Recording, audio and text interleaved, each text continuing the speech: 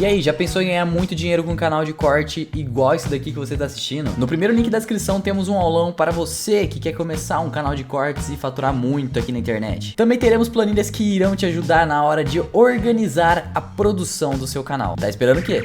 Pô, ô Givaldo, cara, bom, tu acabou recebendo aí uma atenção no Brasil absurda que eu imagino que pra você mexe um pouco a cabeça, porque, pra ser sincero, eu imagino que você nem sabia o que estava acontecendo e foi descobrir depois, porque aí começou todo mundo a te procurar e tudo mais e tal. Você estava, eu não sei como é que você está hoje, a gente vai falar sobre isso já já, mas você era um cara que estava em situação de rua, e de repente você entrou na casa de todo mundo, cara. Como é que tá sendo isso para você?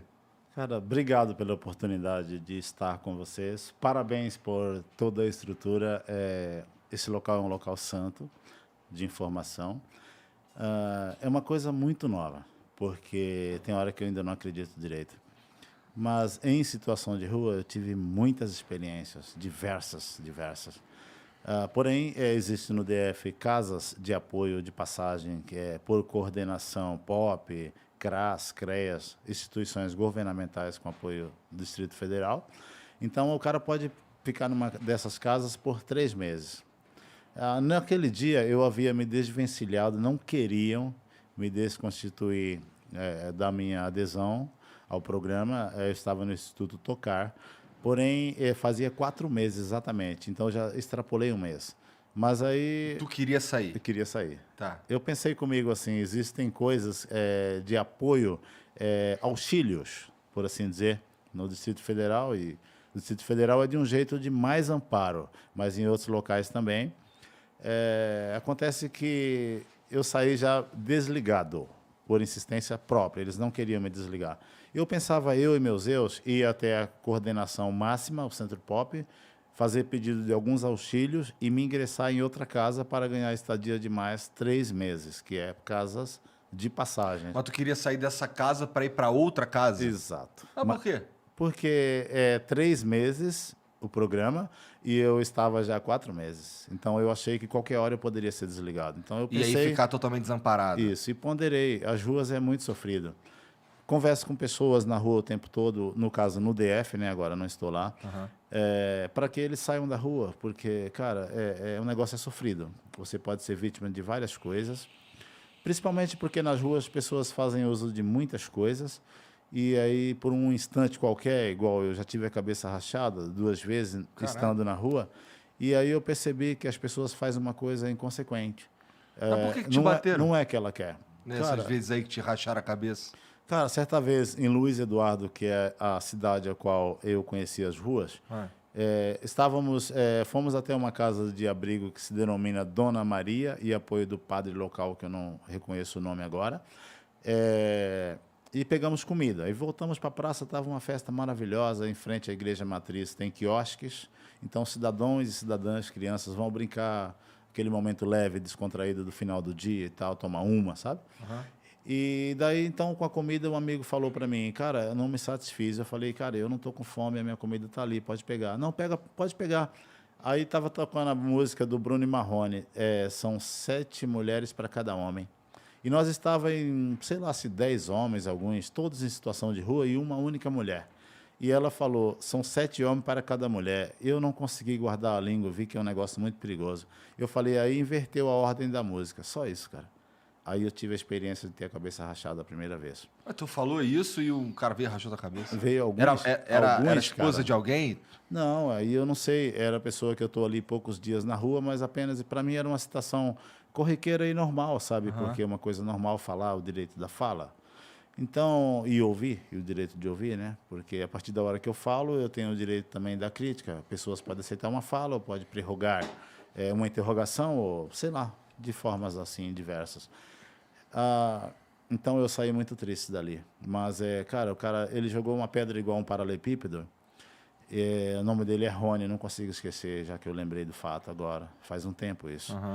E eu estou no DF já há 1 ano e pouco, então faz realmente um tempo. Tu não é de lá? Não, eu sou baiano de Pilão Arcado, cara. É? Pilão Arcado, Então, Bahia. me conta um pouco da tua história. Tá bom, você nasceu na Bahia. A tua pergunta me faz eu contar. Então, assim, você nasceu na Bahia e você como é que era a tua vida lá na Bahia? Cara, olha, em Pilão Você tem o Arcado, quê? 40 e poucos anos? 48. 48. Eu nasci no dia 7 de março de 1974, às 3h45 da manhã. Se não fugir a minha memória, foi isso antes de eu casar que eu li, porque fica aderido ao relatório de casamento. Tu casou? E aí, no divórcio, eu pedi o comprovante, eu pedi o meu registro de nascimento, não pode mais, então é um certificado de divórcio autenticado, ou homologado, por assim dizer. Então, cara, eu nasci naquela ilha em Pilão Arcado, em 74, e houve umas chuvas, que só depois de muitos anos eu vir a entender isso, porque eu tenho uma imagem comigo que é minha, única, ninguém tira de mim. Já falo sobre ela. Abriram as barragens de Sobradinho, segundo me constam, e fomos resgatados por rebocadores. São balsas ou lanchas superpotentes que empurram balsas e contêineres de grãos, Rio São Francisco, acima ou abaixo. E ali agora a imagem ficou eu no colo de alguém, eu não sei quem, mas ficou na minha cabeça eu olhando para aquela tromba de água gigante. Então, no ano de 89, eu acho que nós fomos, não sei se para Bom Jesus da Lapa, meu pai tinha umas terras nas Agrovilhas 18, perto de Bom Jesus da Lapa, mas do outro lado, plantação de algodão, ele limpava madeira, derrubava e limpava no machado para fazer tormentos da linha do trem. Então, eu tive aquela experiência, sabe? Mas eu era muito novo. Então, acontece que moramos em Botirama. Eu tenho uma irmã enterrada lá, minha primeira irmã nessa vida. Moramos em Xique-Xique, moramos na Barra, e de Xique-Xique meu pai foi para São Paulo em 89. Aí houve um negócio meu pai tinha uma lancha, e ele tinha um carreto para Pilão Arcado, que é a cidade que eu nasci, e ele mandou eu fazer esse carreto. E aí eu aproveitei para conhecer parentes que eu não conhecia, sabia que existia, mas não conhecia. Fazer esse carreto, mas você tinha que idade nessa época aí? Tu já estava dirigindo? Cara, aí eu estava mais ou menos 89, eu não vou precisar direito da matemática. Mas tu foi dirigindo? Não, claro, Tá. a lancha era do meu pai e eu era o cara. Entendi. Perto de 14 para 15. Tá. Aproximado, se eu errar. Tá. E aí eu vi que a cidade de Pilão Arcado é maravilhosa. Eu pude andar nas ruínas da cidade, que era portuária. Aí descobri que a cidade era alguns quilômetros, lá falamos léguas, adentro do porto. E tem uma coisa hilária, cara. Tem um pico de uma pedra que nasce no leito do rio, entre aquela ilha grande onde eu nasci com uma parteira e a minha mãe, e a cidade portuária, que é Beira-Rio, do outro lado. Mas a distância é longínqua, que você... Não dá para desvencilhar a ideia de você olhar de um lado e saber se é um animal ou uma pessoa. E aquela pedra ela sai igual uma pirâmide, sai do leito da água e ruge a correnteza do Rio São Francisco.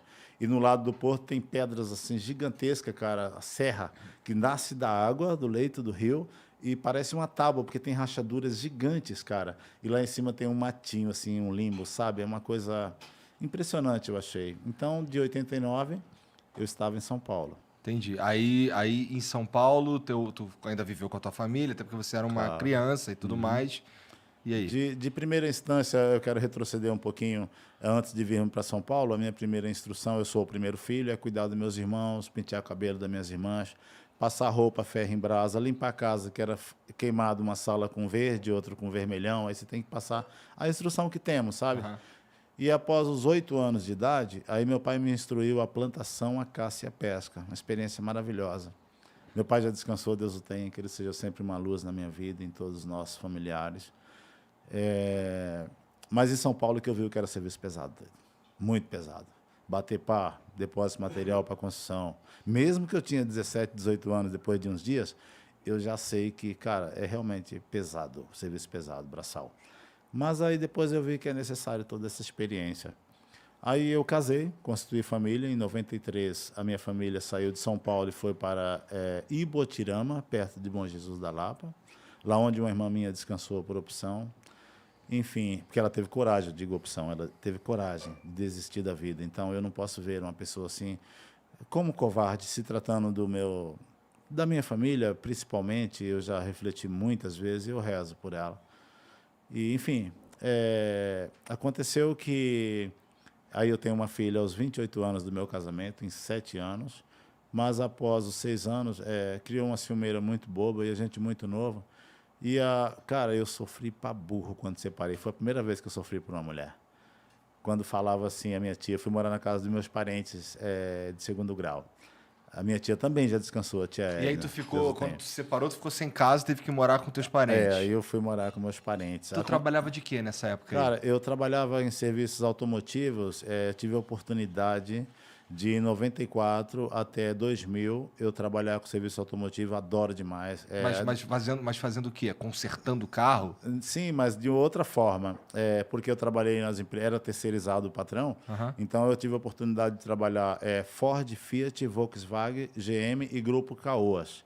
Então eu procurei me especializar em todo tipo de serviço, já que é um grupo de pessoas, digamos que assim, na Cotabiano Veículos, na Alameda Olga Barra Funda, Barra Funda eu falo metrô Barra Funda mesmo, tem o Memorial da América Latina, o prédio diário oficial, atrás tem isso, Cotabiano Veículos, não sei se está ainda desse jeito. Existe. Então, Não sei se está lá, mas existe. Isso, daí eu tive a oportunidade de aprender a limpar vidro, que foi o primeiro dia, meu braço estava com aquele negócio que na época era o presidente Lula, eu acho, aí ele estava com bursite.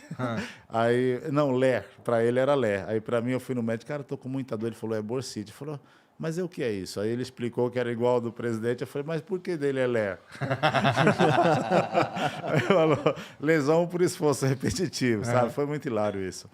Cara, aí eu naquele dia era só limpar vidros, mas 3 boxes, 4 boxes de limpeza de carro, lavagens simples, completa com motor, porque passa-se, vamos supor, um concessionário tem um numerário de recepcionista.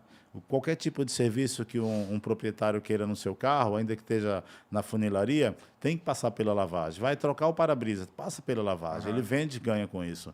E aí eu tive a oportunidade de... Foi assim que tu começou nessa indústria? Exatamente. Tá, lavando coisas. Exatamente. Depois eu cheguei a um grau de ser preparador de veículos novos. Agora já sou habilitado. Minha primeira carta é de 99. Hoje ela é AD.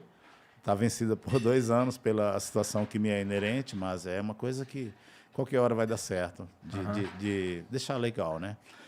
Mas, enfim, todo tipo de serviço. Aí, o último, no encargo da minha carteira, preparador de veículos novos, eu estava na Toriba Veículos, indo da Lapa para o Morro Grande, a Avenida Edgar Facor com Fuad Lutfala. Pô, tua memória é boa. Não, assim, muitas coisas eu posso assim ter que refletir, mas o fato é que tudo isso é fato. Então... não sei se a minha memória é boa. Não, me Mas parece eu boa, sou né? feliz pela memória que tenho.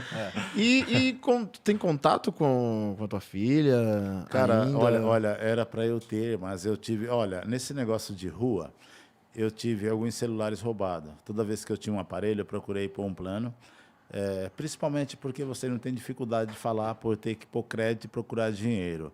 Então, o plano você paga por mês. Como eu faço parte do programa único federal, o CAD único, então foi lançado no presidente antigo. O que é isso, CAD único? É aquele negócio que falavam Bolsa Família e hoje é Auxílio Brasil. Tá. Então, aí para mim era mais conveniente que eu teria uma data posterior à data de eu sacar, para eu ter sempre uma linha disponível para mim, quanto para qualquer pessoa que eu pudesse assim ajudar.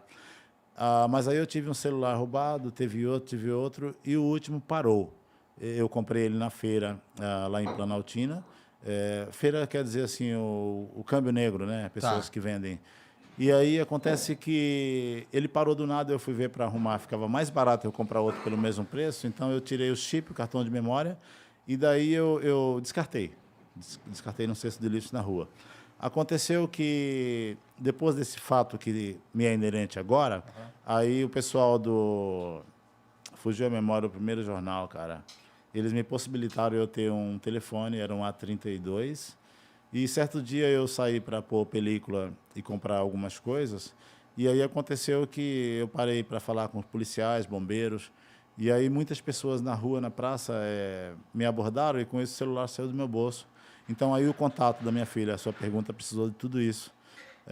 Eu ainda não consegui, na verdade. Mas eu já estou com outro telefone, mas eu ainda não consegui ligar a pessoa ao número. Já procurei alguns parentes, me ajudaram demais. alcançar eles deu dificuldade, que São Paulo mudou muito, aquela região que eu morei principalmente. Casas que era quintal, hoje é prédio, sobrados.